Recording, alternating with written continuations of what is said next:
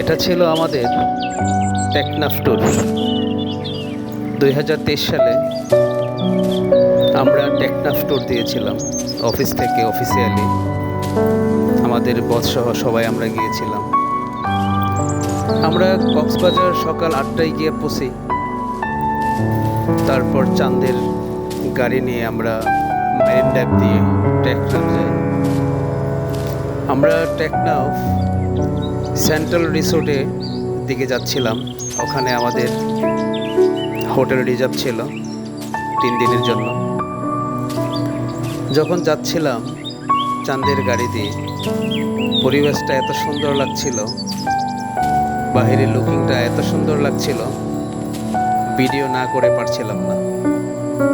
তখন ভিডিও ধারণ করেছিলাম। আহা, কি সুন্দর পরিবেশ, কি সুন্দর আমার দেশ।